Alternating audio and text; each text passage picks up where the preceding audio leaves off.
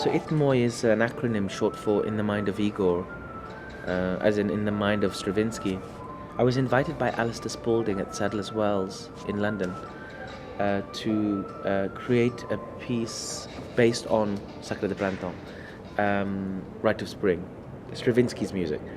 And I said yes, because it was the 100th year last year, centenary, and he wanted to do something about it. So I said yes. It sounds really exciting, and so I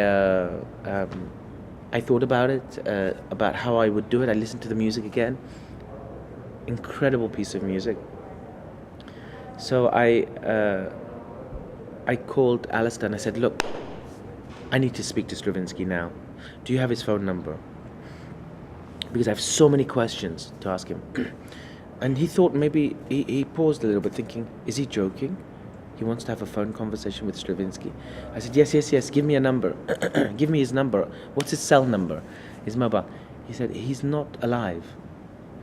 So that was very embarrassing for me because I really assumed, when somebody asks me to do a commissions me to make a piece with a composer, to a music of a composer, then I presume they're alive, the composer, because I work very collaboratively. So that was not possible to speak to Stravinsky, obviously. So I said, look, every time I listen to the music,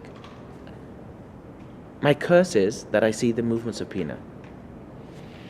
And if I see the movements of Pina without the music, I hear Stravinsky. Basically, her choreography creates the sounds, the rhythms of Stravinsky's music, and vice versa. And so for me it was important not to trace that line of Rite of Spring. I was injured in 2012 when the proposal came to me, and because I was lying in a bed for 6 weeks, I thought, okay, I'm going to do some research on YouTube. And with a wonderful friend of mine who's a researcher, Joel, and my dramaturg, Ruth Little, together we started to collect information.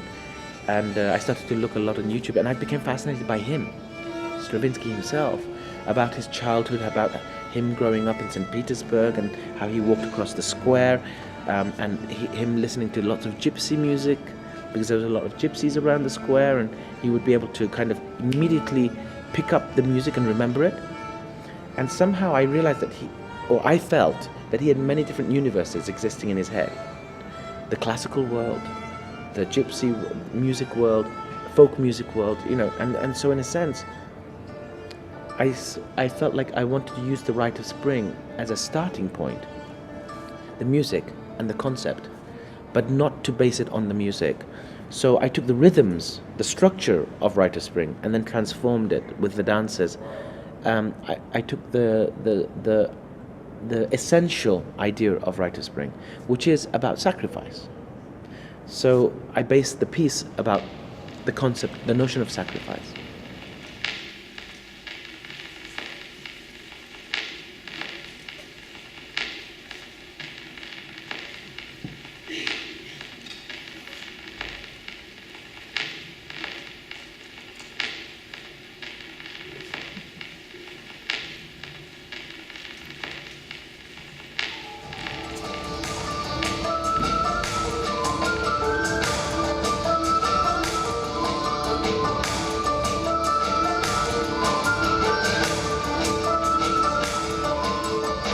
I think it's a very special gift to have the opportunity to work with artists to work with dancers or, other artists from different cultures, because the body for me is like a ship, except it's a ship that is like a voyager. It travels around different islands, so it's collecting goods.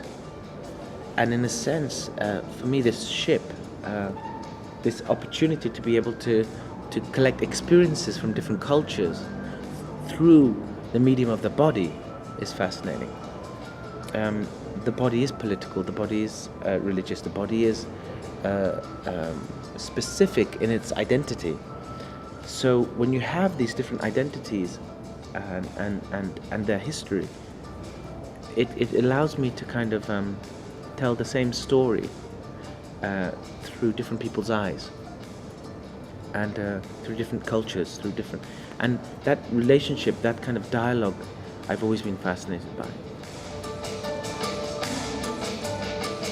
I think the essence of what I create lies in the need to tell human stories.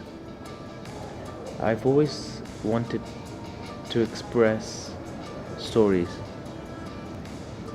but I could never do it very well through words. As a child, I was very shy with words because I grew up in a very highly driven society, Bangladeshi society, that were highly academic, that was driven to achieve the best in academics, through academics, whether it's being, a lot of my friends, Bangladeshi friends, are scientists, engineers, doctors, accountants. So they're all, they've all been through university, high degree. Anyway, I never felt comfortable as a child. It wasn't my way of being creatively, I couldn't creatively express myself. It wasn't my language. My body was. And then I won a competition as a child at school, a disco competition. And I won it to two pieces. One was by Five Star. It's an American band. It used to be very popular at one time. And the other one was Michael Jackson. And so I did two pieces, and suddenly I realized, wow, I'm able to express my frustration, my emotions through dancing in 5 minutes. And the biggest revelation for me was people took notice. So I realized my body was my power. My body was my voice.